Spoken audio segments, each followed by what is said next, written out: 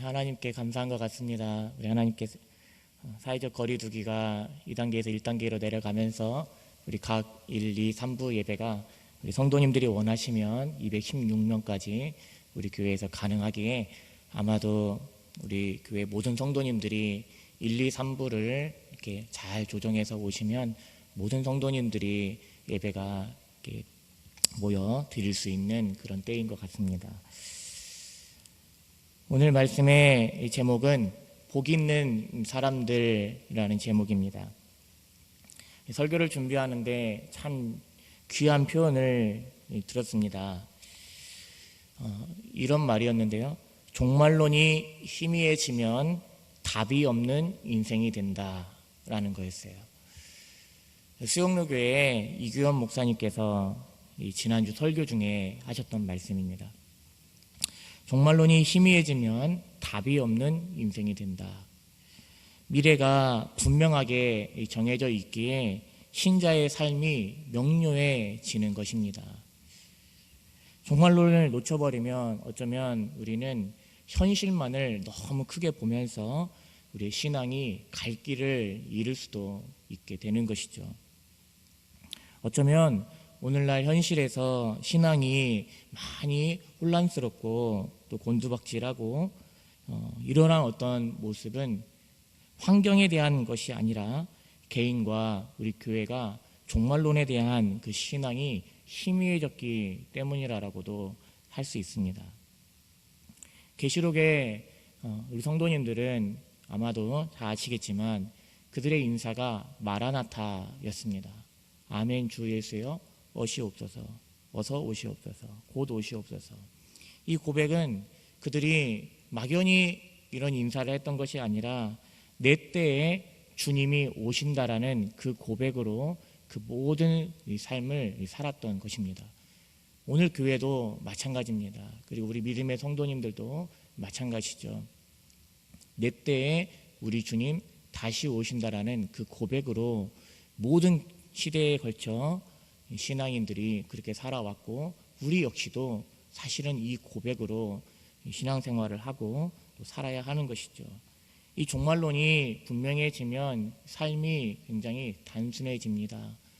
오늘날 우리 시대가 심플 라이프를 요구하잖아요. 단순한 삶. 그런데 종말론이 명확해지면 우리의 삶도 하나님 앞에서 단순해질 수 있는 것이죠. 앞으로 요한계시록을 통해서 이제 3주, 길게는 4주 이런 시간을 통해서 우리가 무엇을 알게 될 거냐면 우리의 싸움은 처음부터 승부가 난 싸움이라는 것을 보게 될 것입니다.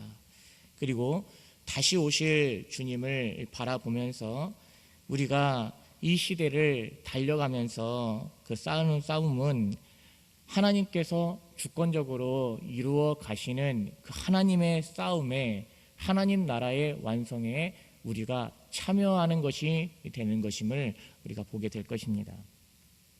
그 과정에서 교회가 겪어내야 할 일들이 있고요. 그리고 그런 과정 속에서 우리 하나님은 그들을 어떻게 보호하시는지 그리고 위로하시는지 그리고 마지막에 우리가 어떻게 하나님의 영광의 나라에 들어가게 되는지 이러한 부분들을 이제 계시록을 통해서 볼 수 있을 것입니다. 오늘 하나님께서는 이 요한계시록을 통해서 이 결말을 알려주시고 오늘을 살게 하십니다. 오늘도 우리 하나님께서 말씀하실 때 이 예언의 말씀을 읽는 자 또 듣는 자 그리고 기록한 것을 지켜 행하는 자가 복이 있다라고 이렇게 말씀을 하세요. 복이 있다라고 이렇게 말씀하시는데요. 요한계시록에서 이 복이 있도다, 복이 있다라는 말씀이 7번에 걸쳐서 나옵니다. 중요하니까요. 좀 찾아보고 가야 할 것 같습니다. 같이 한번 성경을 좀 찾아보겠습니다. 오늘 1장 3절에 한번 볼게요. 1장 3절 이 예언의 말씀을 읽는 자와 듣는 자와 그 가운데에 기록한 것을 지키는 자는 복이 있나니 때가 가까움이라. 읽고 듣고 그 가운데 기록한 것을 지키는 자가 복이 있다라고 말씀을 하셨고요. 우리 14장 13절을 보도록 하겠습니다. 14장 13절.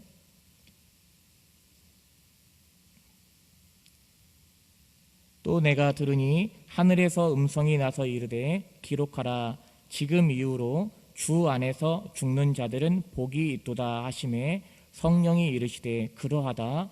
그들이 수고를 그치고 쉬리니 이는 그들의 행한 일이 따름이라 하시더라.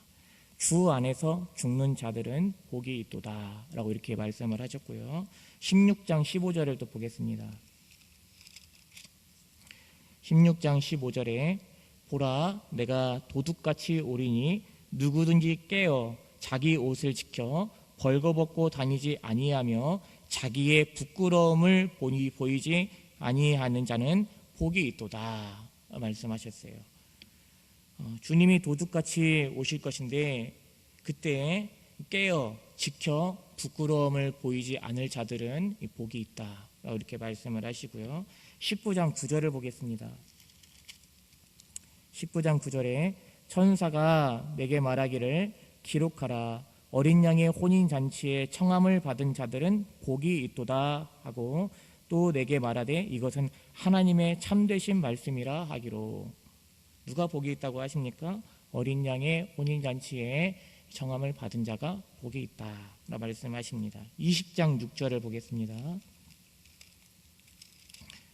20장 6절에 이 첫째 부활에 참여하는 자들은 복이 있고 거룩하도다. 둘째 사망이 그들을 다스리는 권세가 없고 도리어 그들이 하나님과 그리스도의 제사장이 되어 1000년 동안 그리스도와 더불어 왕노릇 하리라. 첫째 부활에 참여하는 자들이 복이 있다 이렇게 말씀하시네요. 또 22장 보겠습니다.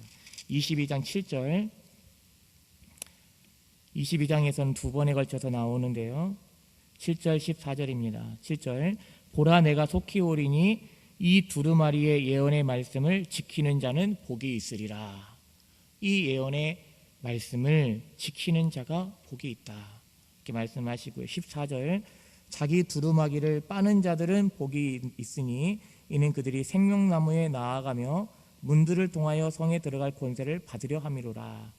자기 두루마기를 빠는 자들이 복이 있다라고 이렇게 또 말씀을 하십니다.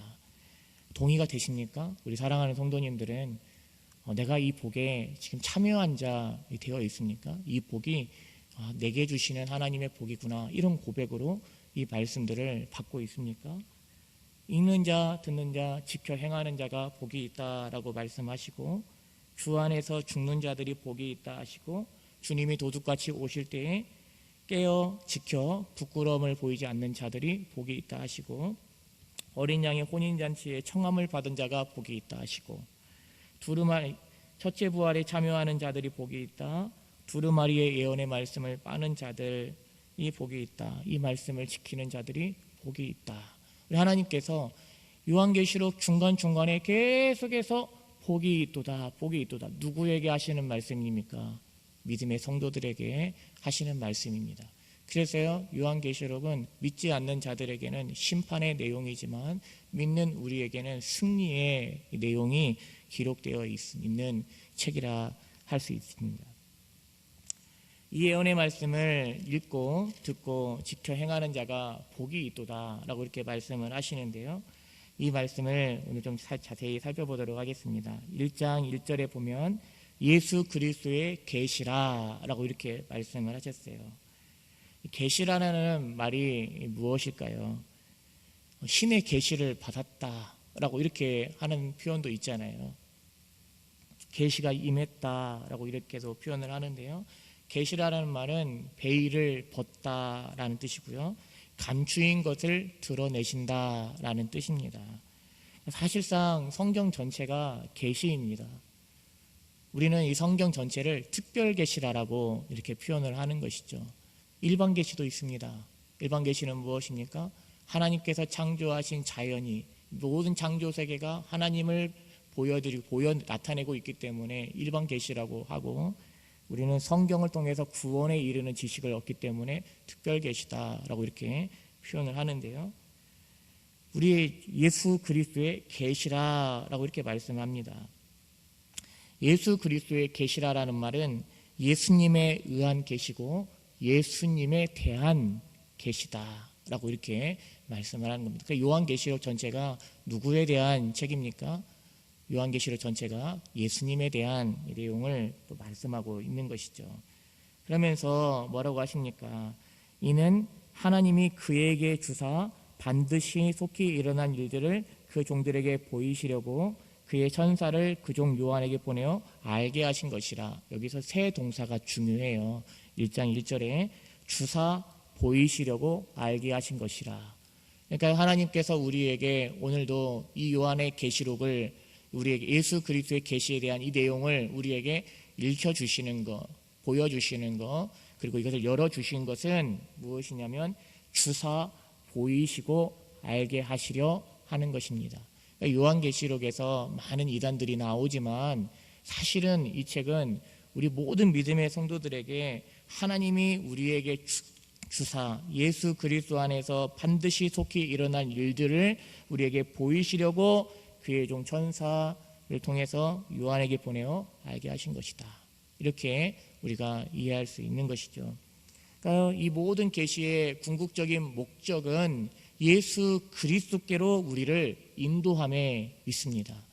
그러니까요, 오늘날 믿음의 성도님들은 계시록이 두려운 책이 아니고 이상한 책이 아니고 어려운 책이 아니고 요한계시록은 오늘 믿음의 성도들을 위한 책이고, 믿음의 성도들이 계시록을 읽으면서 어떠한 것을 받는 겁니까? 하나님의 위로와 격려를, 소망을 계속해서 확인할 수 있는 책이 요한계시록인 것이죠. 계시의 궁극적인 목적이 우리를 예수 그리스도께로 인도하는 것이라고 말씀을 드렸습니다.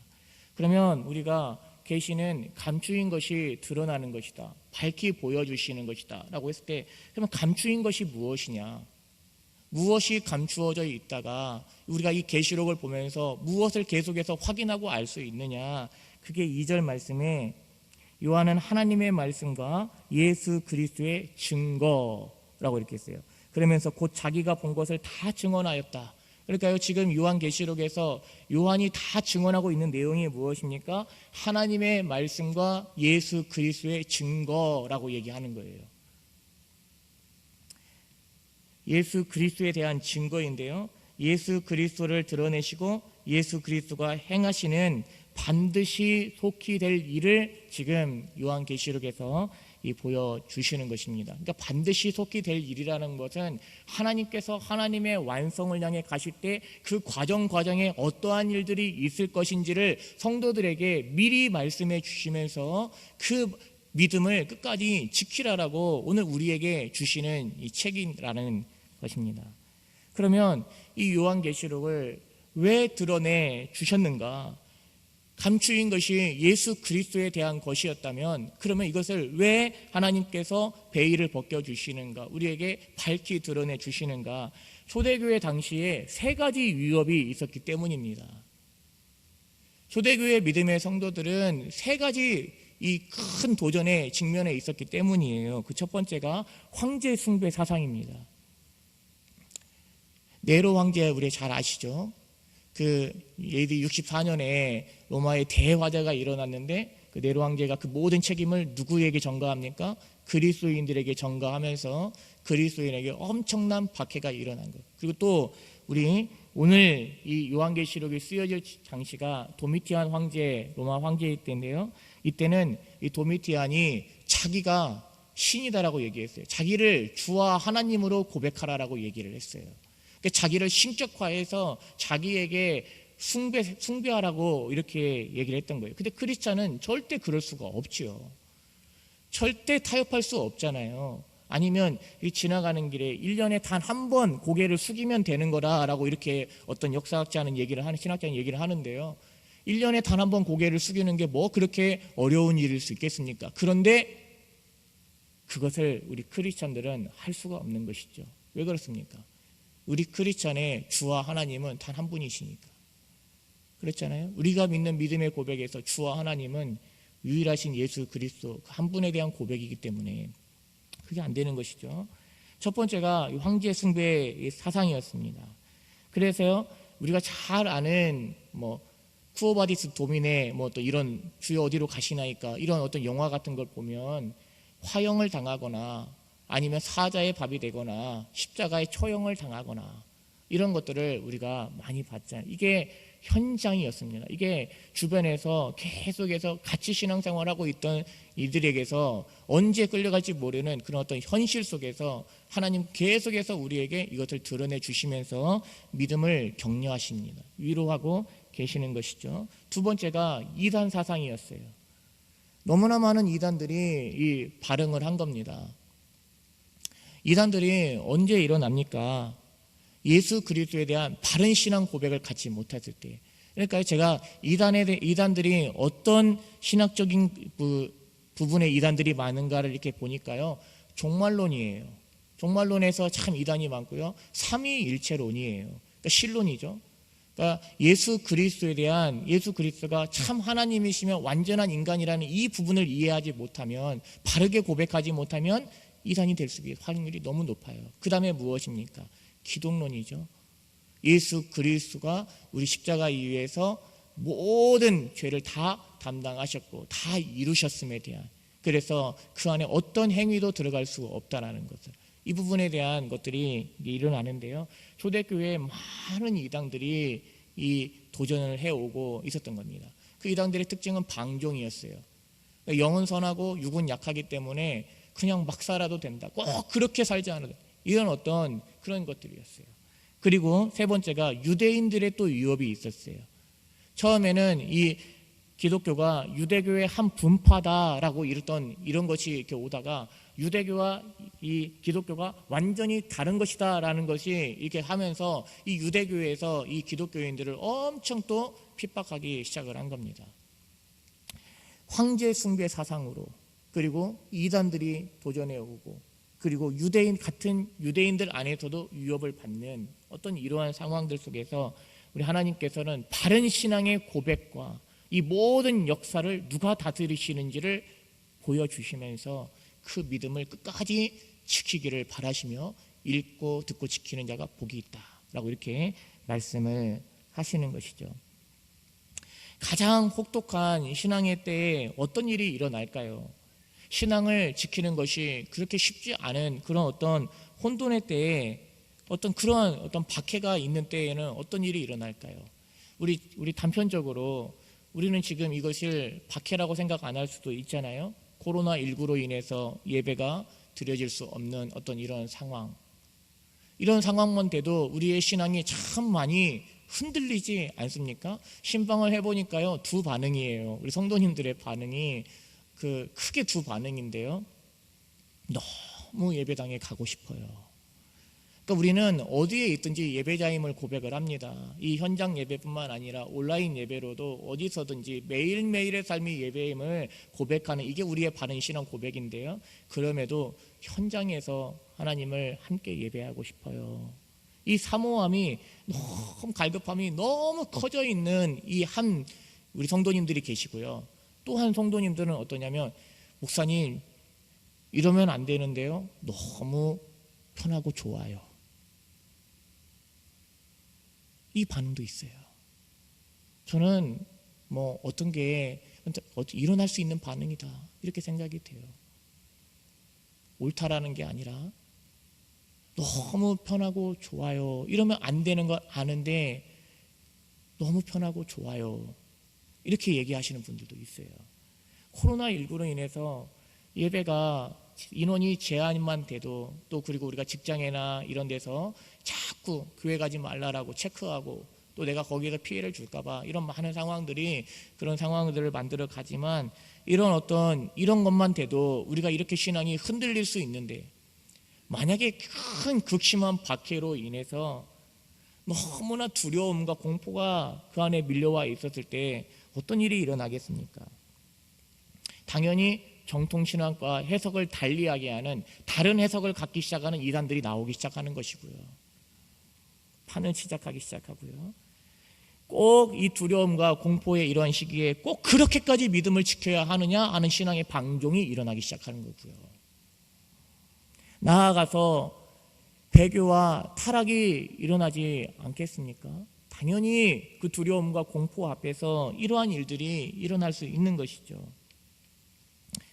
교단과 교회 간의 해석이 그렇게 많이 달라지고 반응도 다른데, 지금 코로나19 하나만 봐도 교회마다 해석이 다 다르고 교단마다 반응이 다 다른데, 당연히 그 두려움과 공포 앞에서 믿음을 지키는 것이, 바른 신앙을 가지는 것이 그렇게 쉽지 않은 것이죠.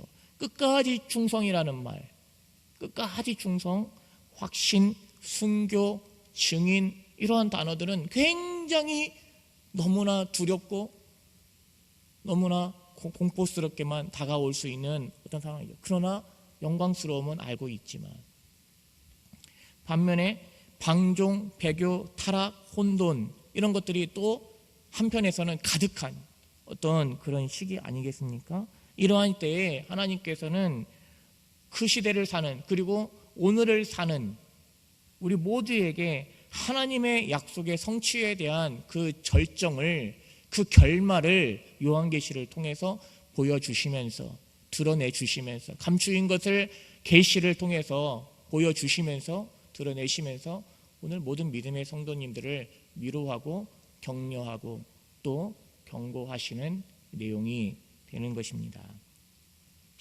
읽는 자나 듣는 자나 다 한 말씀, 이 읽는 자 그리고 듣는 자와 그 가운데 기록한 것을 지키는 자가 복이 있다라고 말씀하셨어요.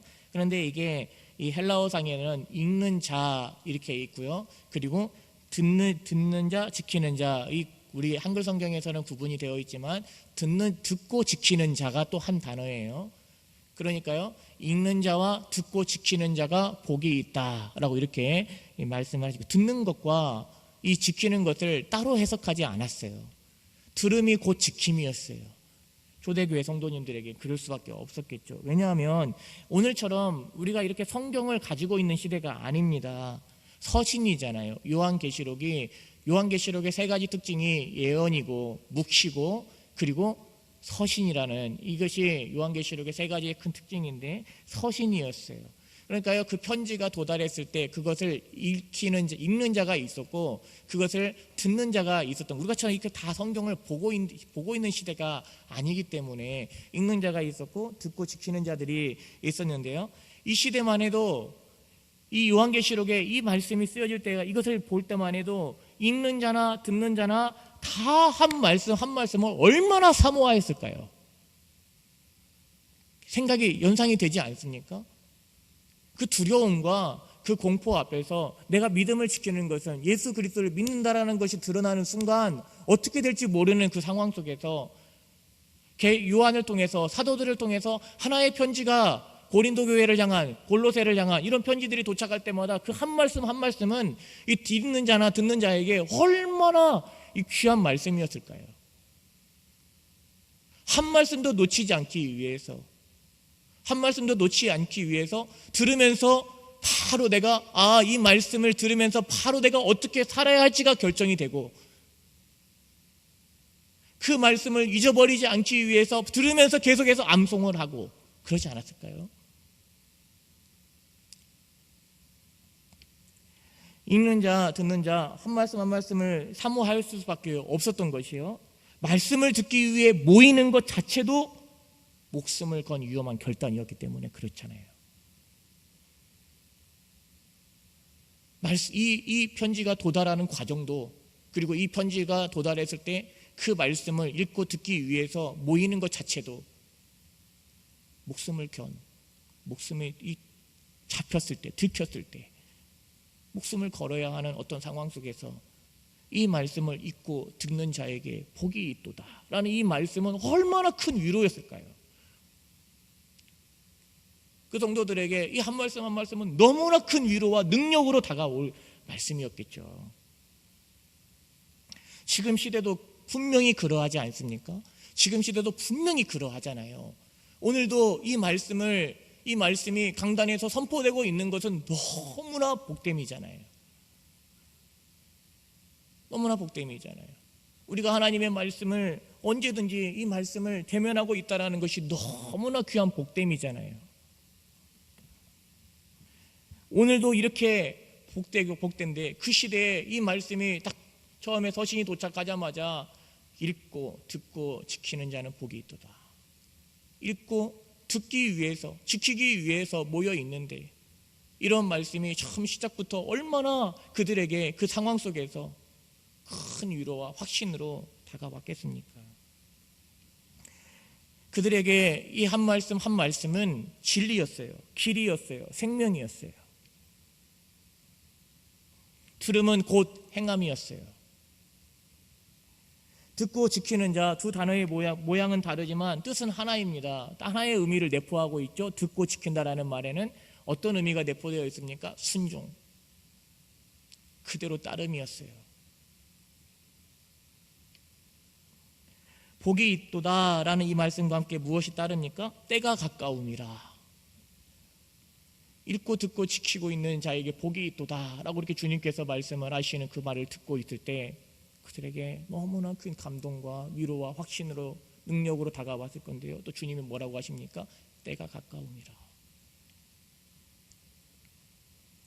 세월의 길 탈 같다고 표현을 하잖아요. 우리 정말 눈 깜짝할 사이라고 얘기하지 않습니까?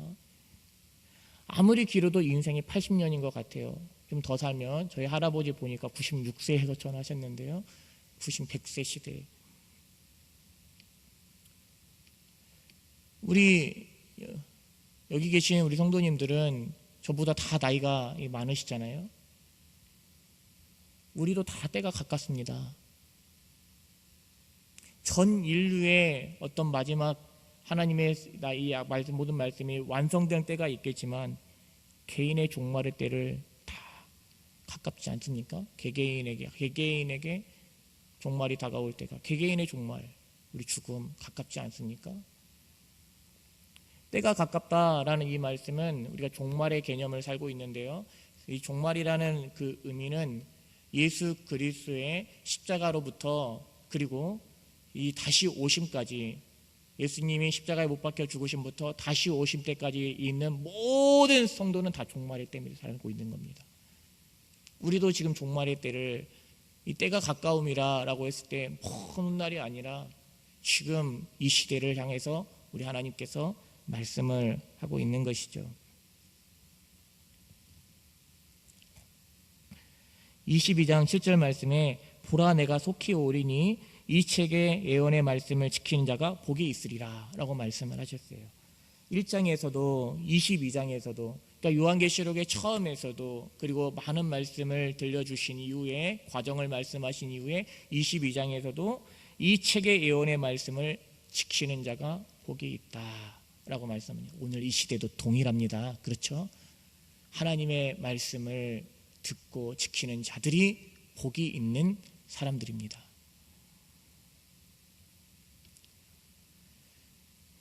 두 번째, 복 있는 사람들은 이미 나라와 이 제사장이 된 자들이 복이 있다라고 이렇게 말씀해요. 인생에 참 복이 무엇인가를 이렇게 사역을 하면서 많이 생각하게 됩니다. 목사여서 그런지 아무리 생각해도 가장 복된 것은 예수를 믿고 있는 거예요. 다른 것이 떠오르지, 이것만큼 복된 게 없어요. 예수를 내가 믿고 있다라는 거. 다른 그 무엇과도 감히 견줄 수가 없어요. 예수를 믿고 있다라는 거, 하나님께서 내게 예수 안에서 은혜와 평강을 주고 계신다라는 거. 내가 예수 안에 있기 때문에 오늘 내 삶에 주를 향한 모든 반응은 과정의 영광스러움이 되어 있다라는 거. 저는 이걸 과정의 영광스러움이라고 표현을 하는데요. 오늘 하나님을 향해 내가 때로는 울기도 하고 때로는 정말 무너져 있기도 하고, 그것도 부르심의 과정 안에 있는 거 아니겠습니까? 넘어져 있는 것도, 쓰러져 있는 것도, 때로는 넘어져 있고 때로는 쓰러져 있는 것도 하나님이 부르심의 그 과정 중에 한 과정 아니겠어요? 이 모든 과정을 하나님께서 내가 예수 그리스도 안에 있기 때문에 영광스럽게 하신다라는, 이것만큼 복된 게 어디에 있겠어요? 결말을 알고 있는데, 주께서 주신 결말을 알았거니와 우리가 결말을 알고 있기에 이것보다 더 복된 게 없어요. 아무리 생각해도 복된 게 없어요. 우리 성도님들이 아니요 나는 있어요 라고 하고 생각하시면 좀 말씀해 주세요. 진짜 우리 인생에 참 복이 무엇인지, 진짜 복이 무엇인지, 예수 믿는 것 외에 다른 복이 무엇인지, 그것과 견줄 수 있는 그것보다 더 큰 복이 무엇인지 그걸 말씀해 주실 수 있으면 한번 저에게 말씀해 주세요. 예수를 믿지 않으면 그 끝이 지옥일 텐데, 이 땅에서의 모든 영광과 누림이 얼마나 허무한 것이 되어버리겠습니까? 그런데 누구든지 성령이 아니고서는 예수를 주라 고백할 수가 없으니, 이것이 너희에게서 난 것이 아니요 하나님의 선물인데, 어떤 이들에게는 받은 것이 되었고 어떤 이들에게는 아닌 것이 되어 있으니 얼마나 내가 예수 믿고 있다라는 것이 놀라운 하나님의 은혜입니까? 복됨입니까? 예수를 믿기에 이 땅에서의 모든 고난과 슬픔이 잠시 잠깐 지는 안개와 같다라고 우리는 얘기할 수 있는 거예요. 마치 칼빈이 얘기한 것처럼 엄마 뱃속에서 10개월을 살았지만 우리가 이 땅에 태어난 그 순간부터 엄마 뱃속에서의 그 10개월을 잊어버린 것처럼, 그 생각이 전혀 나지 않는 것처럼, 어떤 일이 있었는지 전혀 기억할 수 없는 것처럼, 우리가 주님 앞에 선 그날에 이 땅에서의 인생 80년이 마치 꿈꾼 것 같았던, 그렇게 바꿔버리신다라는, 꿈꾸는 것과 같았던 것으로 바꿔주시는 그 영원한 영광에 우리가 들어가 있다라는, 그것보다 더 큰 복이 어디 있습니까? 이 약속을 가지고 있다라는 거, 이 약속을 가지고 오늘을 살고 있다라는 거, 이것이 얼마나 이 복됨입니까? 하나님께서 이러한 말씀들을 통해서 우리에게 주시려는 것이 오늘 5절 말씀에 보면 은혜와 평강이에요. 하나님의 성도들에게, 믿음의 사람들에게 이 말씀을 듣고 지키면서 하나님 앞에 서 있는 사람들에게 주시려는 것이 은혜와 평강이에요. 하나님이 주시는 은혜와 평강.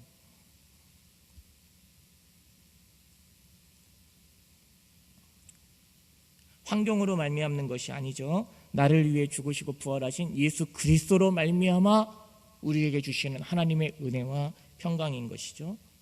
그것을 계시록 처음부터 말씀하시잖아요. 지금 오늘 1장 5절에 은혜와 평강을. 그런데 계시록 마지막 절에서도 주 예수의 은혜가 모든 자들에게 있을지어다. 하나님께서 계속해서 복이 있다, 그리고 은혜가 있다, 이렇게 말씀을 하시네요. 성령은 이런 말씀들을 들을 때, 우리가 이런 말씀들을 묵상할 때, 그리고 찬양할 때, 기도할 때 우리의 모든 관심을 누구에게로 인도하십니까? 예수 그리스도께로. 예수 그리스도께로.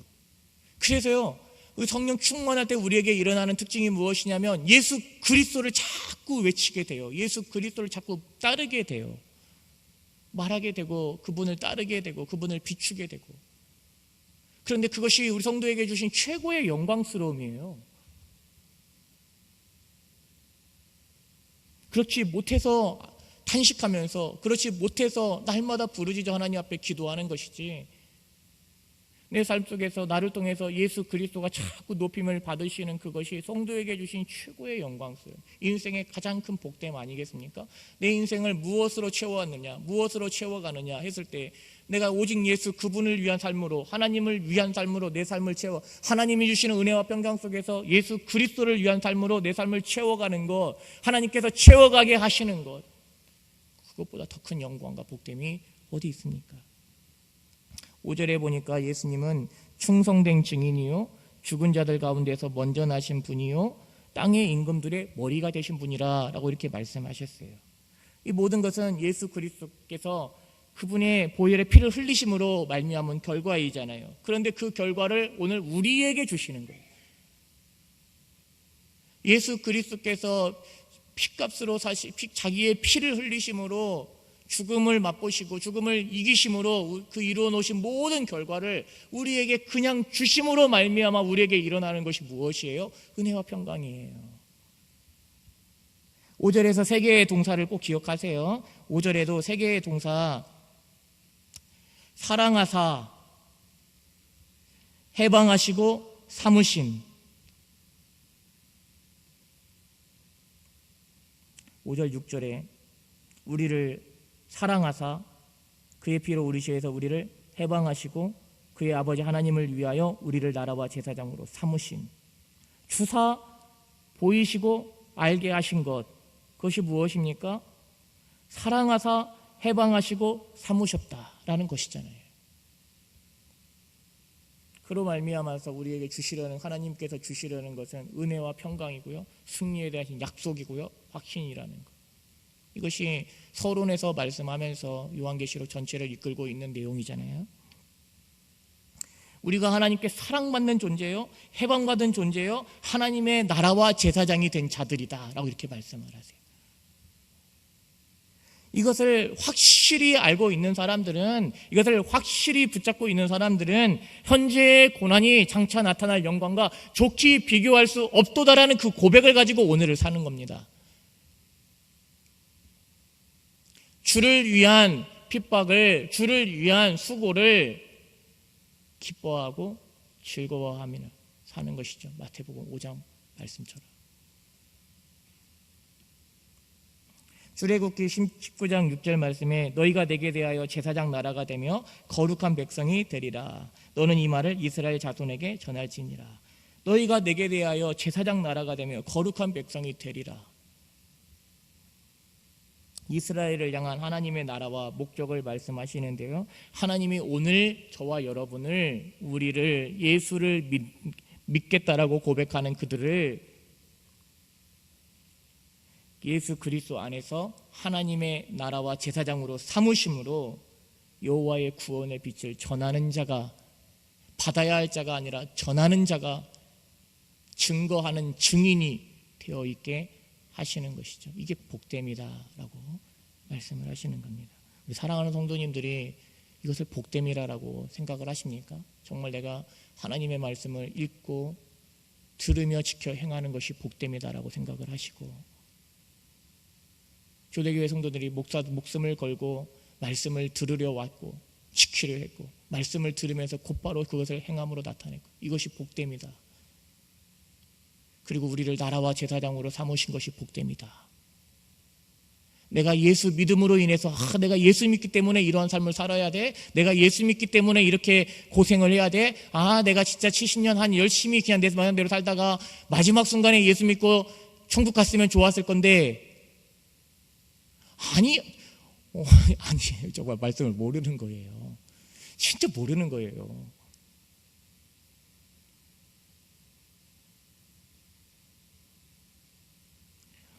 어떻게 그런 말을 해요? 70년, 그럼 진짜 믿지 않는 사람들이나 하는 얘기지. 그냥 내 마음대로 70년 80년 살다가 마지막 순간에 부끄러운 구원도 나는 괜찮아, 그냥 예수 믿고 그냥 천국 갔으면 됐는데, 이렇게 생각하는 게 이게 복됨입니까? 아니면 진짜 내가 어린 나이에 좀 하루라도 더 빨리 예수님을 믿어서 주를 위한 삶으로 내 삶을 채워갔던 게 복입니까? 하나님의 그 영광의 빛을 비추는 게 복입니까? 아니면 내가 그것과 전혀 무관하다가 마지막에 전부여 의지가 없어서, 그런데도 하나님이 나를 사랑하신다, 이게 복인지? 물론 복이죠. 내가 그렇게 해도 주님 앞에 나왔을 때 주님은 나를 받아 영접해 주신다, 이것만큼 더 복됨이 어디에 있어요? 그러나 그것보다 더 큰 복됨은 주님이 내게 하루라도 더 빨리 찾아오셔서 내 삶의 모든 과정을 주를 비추는, 주를 높이는 그 삶으로 내 삶을 채워주셨다는 것. 이것이 예수 그리스도를 아는 자의, 하나님의 그 놀라운 역사심을, 그 은혜를 아는 자의 그 영광스러운 복됨을 고백하는 내용이죠.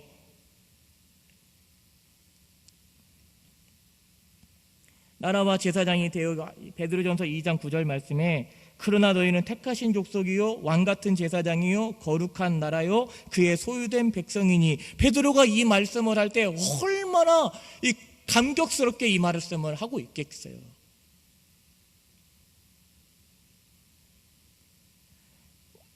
이는 너희를 어두운 데서 불러내어 그의 기이한 빛에 들어가게 하신 이의 아름다운 덕을 선포하게 하려 하심이라. 나라와 제사장이 되게 하셨다라는 것은 무슨 내용입니까? 나라와 제사장이 된 사람들이 복 있는 사람들인데요, 나라와 제사장이 되게 하셨다라는 것은 우리를 어두운 데서 불러내어 그의 귀한 빛에 들어가게 하신 사람들이라는 거예요. 우리가 그런 존재들이 되어 있다라는 거예요. 어두운 데서 불러내어 그의 귀한 빛에 이미 들어가 있는 자들. 그래서 어떻게 한다라는 겁니까? 그렇게 함으로써 그렇게 하신 이의 아름다운 덕을 선포하게 하려 하심이라. 우리를 통해서 하나님의 그 아름다운 덕이 선포되고 있다라는 것, 선포되게 하신다라는 것. 이것밖에 안 되는 나를 통해서도 그러면서 그 나를 하나님의 나라에 하나님의 그 완성을 이루어 가시는 하나님의 그 주권적 사역에 참여하게 하신다라는 것.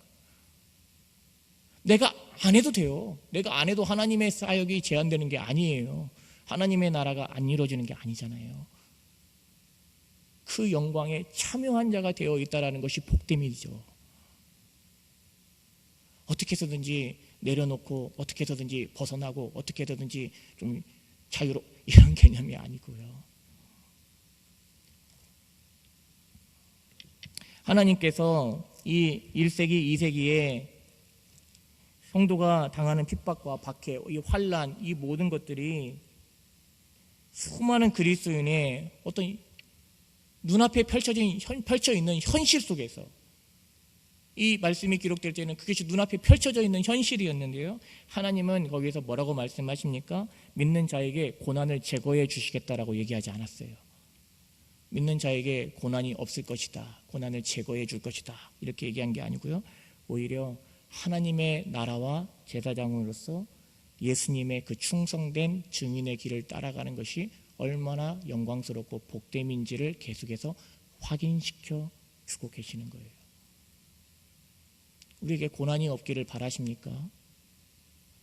고난이 없으면 좋겠어요. 정말 우리 성도님들이 그 나이도 힘든데, 지금도 너무 힘든데, 건강적으로 고난이 없었으면 좋겠고, 물질적으로 고난이 없었으면 좋겠고, 우리 신앙생활 서로 열심을 내다가 교회 안에서 관계가 틀어지고 이런 일이 없었으면 좋겠고, 그런 것이 없었으면 좋겠어요. 그런데 우리 하나님께서 믿음의 성도들에게 고난을 제거해 주겠다, 고난이 없을 것이다, 예수 믿는 순간 고난이 아니요, 예수 믿기 때문에 고난이 시작된 거예요. 이 본문에서는, 이때 당시의 성도들은. 그들에게 하나님께서 무엇을 자꾸 들려주십니까? 하나님의 나라와 제사장으로서 예수님의 그 충성된 증인을 길을 따라가는 것이 얼마나 영광스럽고 복됨인지를 계속해서 들려주셔요. 복이 있도다, 복이 있도다. 의를 위하여 핍박을 받게도 하십니다. 가장 믿음이 좋은 사람들을 선교사로 보내시잖아요. 가장 헌신되어 있는 사람들을 그 오지로 보내시잖아요. 그래서 열매 맺지 못하고 한평생에 한 명 붙들고 씨름하다가 마치는, 한평생에 한 부족의 성경 번역을 하다가 마치는 그런 사람들도 많이 계시잖아요. 얼마나 힘듭니까? 그런데 그런 것들을 감수하게 하세요. 왜요? 그보다 더 큰 영광이, 그 모든 과정이 우리 하나님께서 받으시는 영광스러움이시기 때문에, 이것이 성도가 이미 가지고 있는, 그리고 하나님께로부터 받을 수 있는 위로입니다. 고린도후서 4장 8절에 우리가 사방으로 우겨쌈을 당하여도 쌓이지 아니하고, 답답한 일을 당하여도 낙심하지 아니하고, 박해를 받아도 버림받지 아니하고, 거꾸러뜨림을 당하여도 망하지 아니하고, 우리가 항상 예수의 죽음을 몸에 짊어짐은 예수의 생명이 또한 우리 몸에 나타내게 하려 함이라. 그러니까 우리가 항상 예수 그리스도를 몸에 짊어지고 있기 때문에, 예수의 생명이 우리 몸에서 나타나고 있기 때문에 이러한 일들이 일어나고 있는 겁니다. 우리 살아있는 자가 항상 예수를 위하여 죽음에 넘겨지면 예수의 생명이 또한 우리 죽을 육체에 나타내게 하려 함이라. 그런즉 사망은 우리 안에서 역사하고 생명은 너희 안에서 역사하느니라. 우리는 우리 안에서 생명이 역사하면 참 좋겠지만, 그런데요, 하나님의 예수 그리스도의 가신 그 길을 따라가는 거, 주님이 우리에게 보여주신 거, 우리에게 이루어 놓으신 하나님의 역설은 죽음으로, 우리의 죽음으로 믿지 않는 영혼들에게 생명을 주시는, 교회가 주님이 가신 그 길을 따라감으로 믿지 않는 영혼들에게 빛과 소금이 되는 구원의 덕을, 아름다운 이의 덕을 선전하게 하시는 그 일이 일어나는 것이죠. 그런데 뭐라고 또 이루어하십니까? 우리가 잠시 받는 환난에 경한 것이 지극히 크고 영원한 영광에 중한 것을 우리에게 이루게 하나니. 그러니까요, 요한뿐만 아니라 모든 믿음의 성도들이, 사도들이 동일하게 고백하였던 내용이고요, 오늘 우리도 동일하게 이미 우리 안에 가지고 있는 내용이에요. 우린 그것이 영광스러움임을 성령을 통해서 깨닫고 알고 있습니다. 그러지 못하는 것에 탄식하고 있고, 그러지 못하는 것에 하나님 앞에서 애통하고 있고, 부르짖어 기도하고 있고요. 매일매일을 순례의 길을 행한다는 것이 얼마나 영광스럽고 복됨인지를 잘 알고 있고요. 이 땅에서의 모든 수고가 영광이 될 것이다라고, 승리의 그날에, 하나님 앞에 선 그날에 영광이 될 것이라고 말씀하세요. 이것은 천사들도 흠모하였던 내용이라고 성경에 말을 하잖아요. 천사들도 우리 보고 듣는 이것을 알기를 원하였도다라고 말하잖아요. 제가 너무 믿음의 편에 서 있어서 말씀을 전하고 있습니까? 그렇지 않죠? 주의 말씀은, 주님의 약속은 영원하기에 하나님의 우리를 향한 사랑은 영원히 변하지 않고 하나님의 나라가 영원히 쇠하지 않을 것이기에 이 땅에서의 우리 주님을 바라봄으로 하나님의 말씀을 지켜 행하는 자, 이미 나라와 제사장이 되어 그의 나라의 아름다운 덕을 선포하고 있는 교회들, 그리고 모든 믿음의 성도들, 그 모든 수고는 영광스러움이 될 것이다라고 하나님께서 복이 있도다라고 우리에게 계속해서 들려주심입니다. 우리 사랑하는 기쁨의 동산교회 우리 모든 성도님들은 끝까지 우리에게 주신 이 복을, 우리가 얼마나 이 복이 영광스럽고 복됨인지를 날마다 고백하면서 내게 역사하시는 이 역사를 따라 힘을 다하여 믿음을 지키며 주님 앞에 서 계시기를 주님의 이름으로 축원합니다. 코로나19 전혀 우리에게 문제될 것이 없습니다. 내가 믿음 생활하는데 오히려 더 하나님 앞에서 내 불순물을 제거하고 하나님께서 보여주시는 것이 무엇인지 듣기 위해서 더 말씀을 붙잡고 하나님 앞에 설 수 있는 은혜의 시간들이죠. 다시 처음으로 기본으로 성경으로 돌아갈 수 있는 너무나 좋은 우리에게 주신 하나님의 놀라운 은혜의 기회들 아닙니까? 이 믿음 더욱 굳세신 우리 성도님들 되시기를 주님의 이름으로 축원합니다.